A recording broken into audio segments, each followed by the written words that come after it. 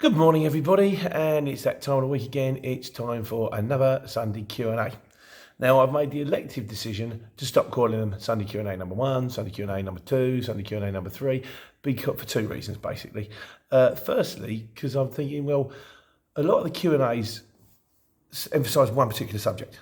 So if you're going to come through and you've got a question about what's going on the exchange, you're thinking, if I actually write the subject, you've got more chance than having to scroll through what can be 10, 15 minutes to try and find a question. And secondly, it means that I don't have to work out what number it is. I can just post it because I'm lazy. So there you go. That's the real reason. Right, so today's Q&A is largely... Well, the emphasis of today's Q&A is largely on tramping. This has all come about from my trip to Scotland, which I decided in my infinite wisdom to take on Thursday afternoon. I got good money for getting up to Scotland. I didn't get good money for coming back. The thing about Scotland is you've got Glasgow and you've got Edinburgh, and up there you've got Aberdeen. Aberdeen's good. And then there's this large green bit in the middle, which is kind of Northumbria and Cumbria. Beautiful. Honestly, it's probably the most beautiful place in the whole of England.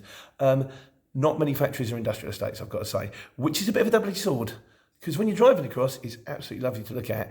Odds of getting a job, practically zero.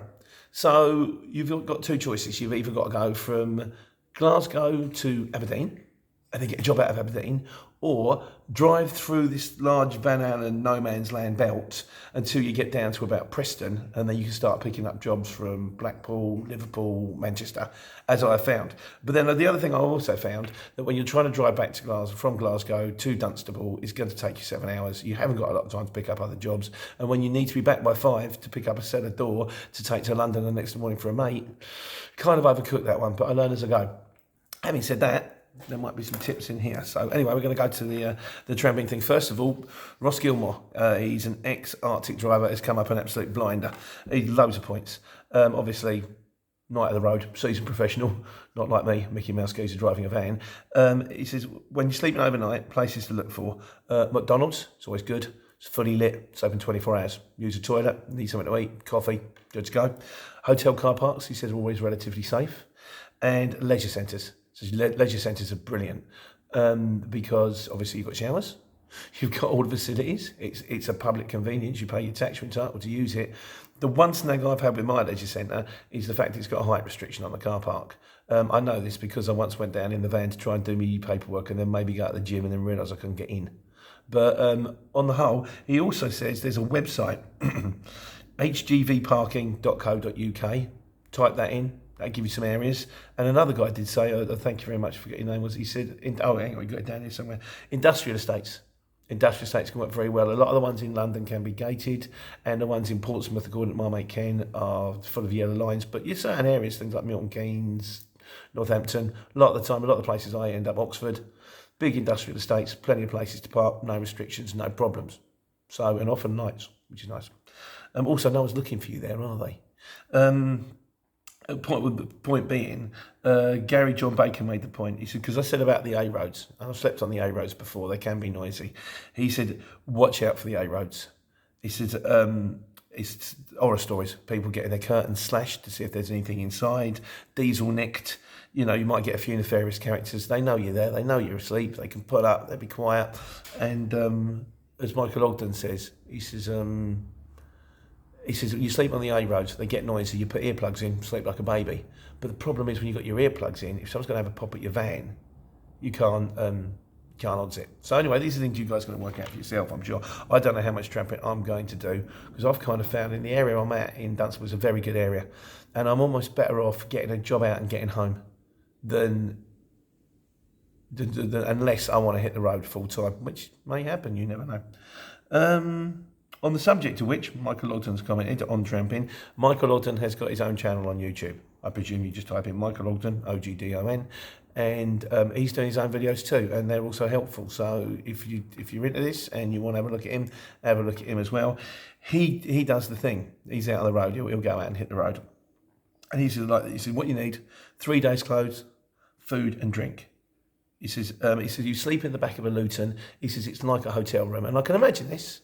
I mean, the Luton's pretty big, isn't it? So if you've got like an inflatable mattress, or you've got one of them Z beds, and you've got your phone with your Netflix on it, or your Sky, or whatever you can download, or your Prime Amazon, you can get a little, I mean, Ken's got one, you get a little sort of camping stove going, you can go down to Aldi's and get your meatballs and whatever, or you can make yourself a little meal, sleep in the back of the van, lovely. And if you're prepared to do this, you're going to kill a lot of dead miles, because what you can do then is when you finish up, wherever you finish up, and also you can work later.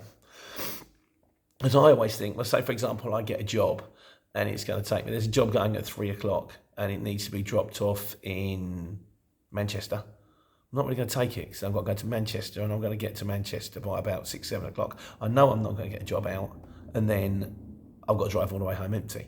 But if you're going to tramp, you can get the job from Leicester or wherever it is, go up to Manchester, wherever, go up to Manchester, drop the job off, set your little room up in the back of the van. Next day, away you go again.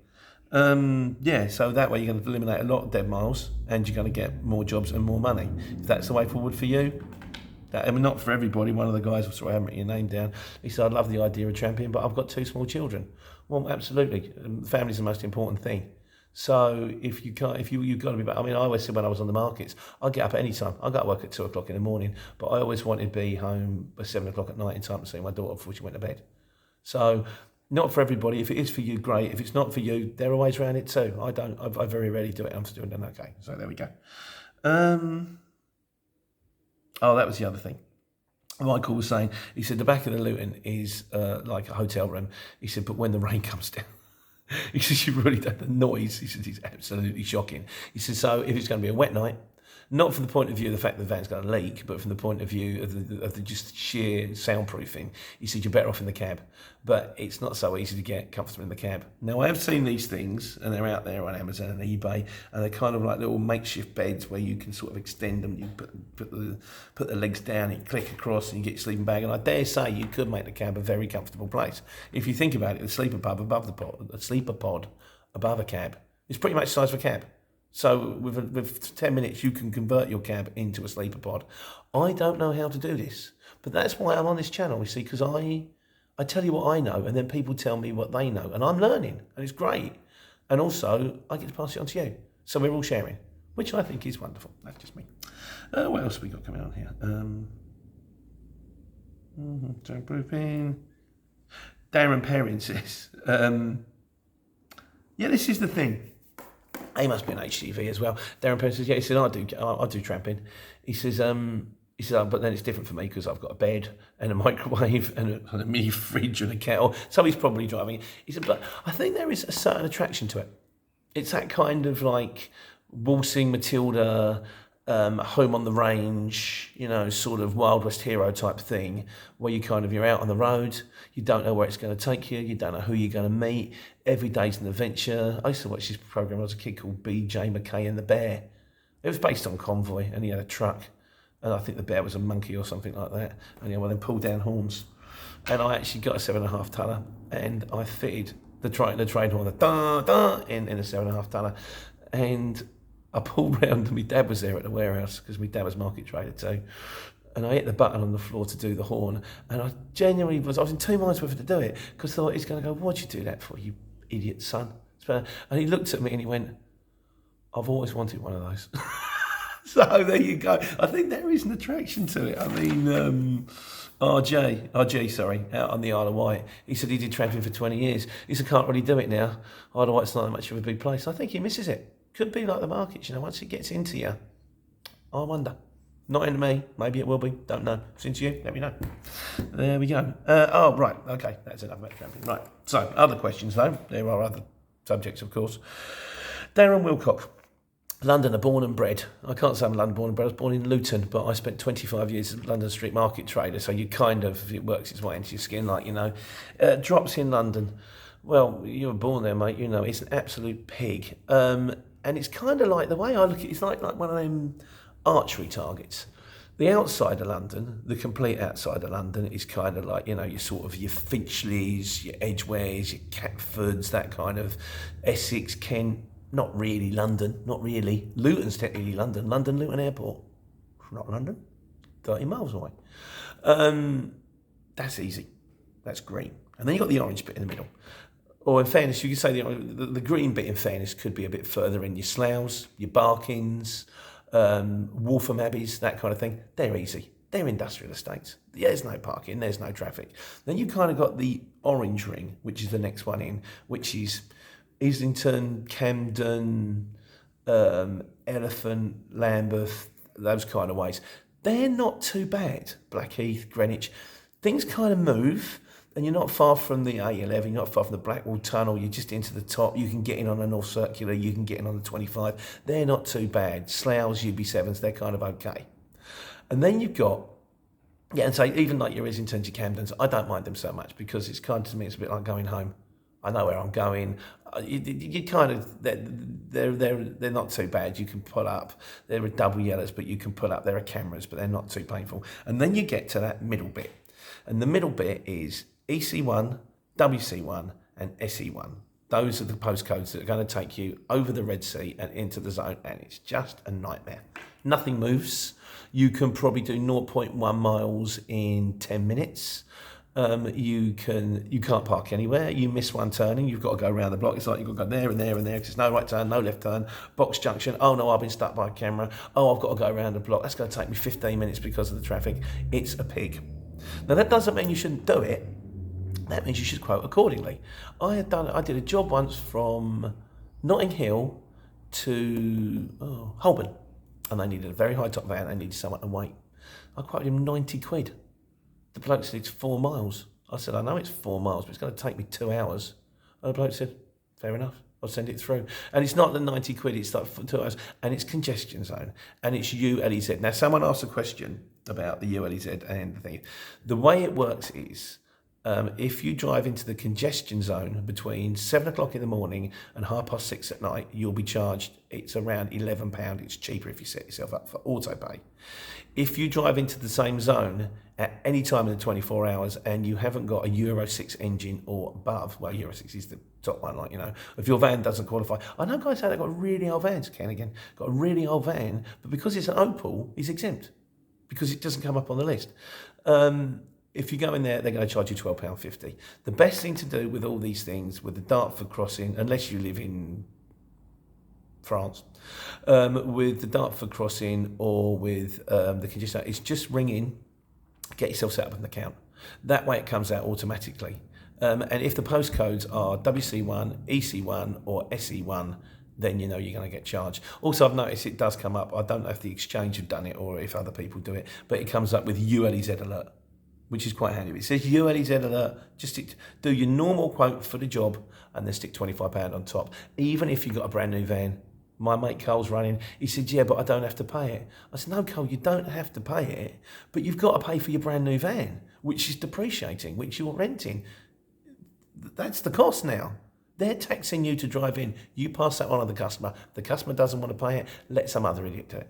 And if the customer says, well, it's only 4 miles, we only want to pay £10, let some other idiot do it. Otherwise, you'll get £10 for doing a job for like, you know, you could be on it for 2-3 hours. You know, it won't be £10, but you know what I mean. Don't do the work for nothing. As my mate Dave the Chris says, plenty of work for those who are prepared to work for nothing. This is basically becoming the quoting everybody else Q&A. So, love Dave the Chris. He's an old market trader. He's now a cab driver. He's the nicest man I've ever met in my life. And he's also a phenomenal guitarist. He's got his own YouTube channel, Dave Winter.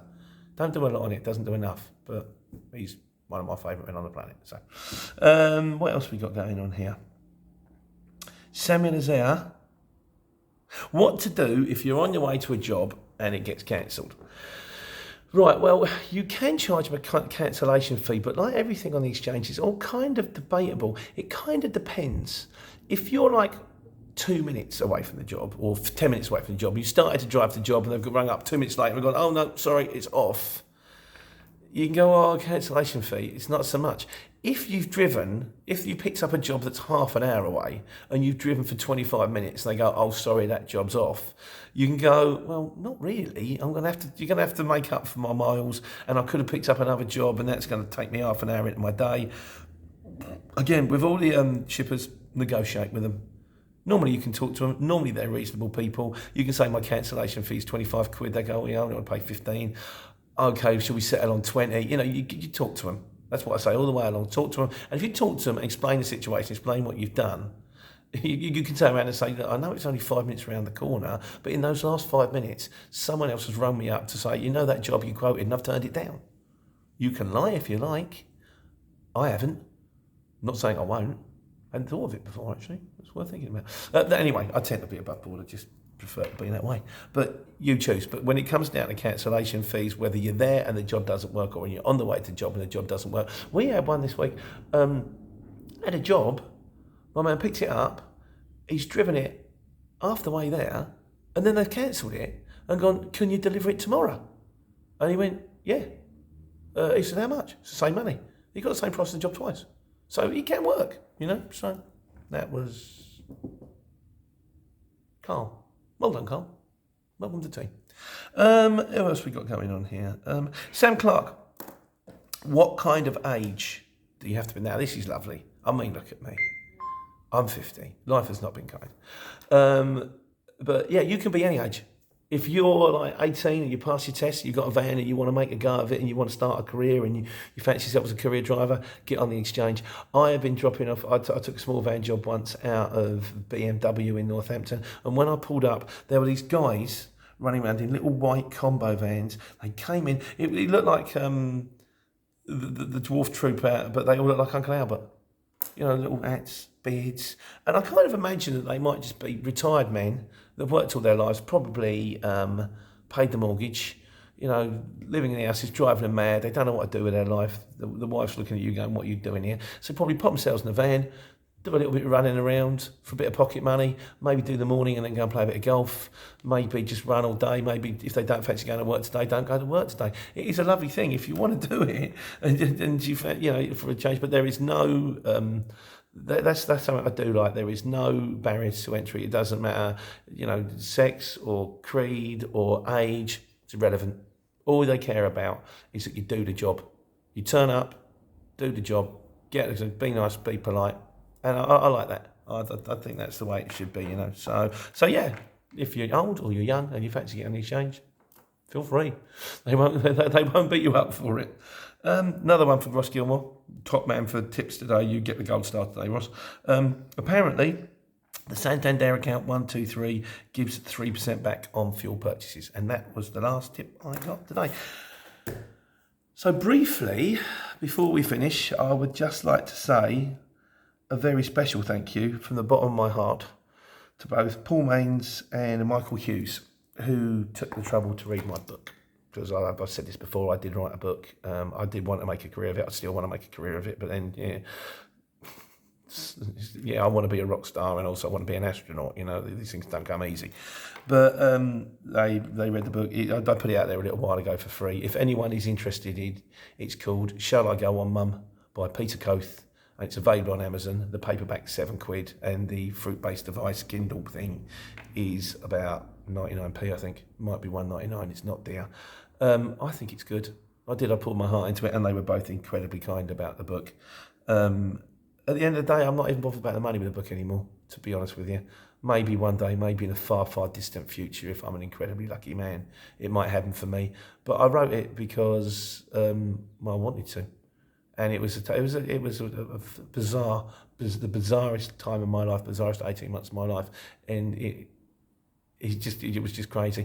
And I'm now got to the stage where I'm just grateful if people take the time out of their lives to read it, and I'm kind of humbled, if you like. So, well, I'd like to say a special thank you to both Paul Maines and Michael Hughes for taking the time and the inclination and to bother to read my inane drivel. And really, guys, I really, really appreciate it. That's kind of it. So that's Sunday's Q&A, not number. This is Tramping. The weekend, is ahead of us. Let's hope it's not too hot. And I hope you all go out, and I hope you all have a hassle-free week with lots of lovely, easy jobs. And like we say, take care, take money.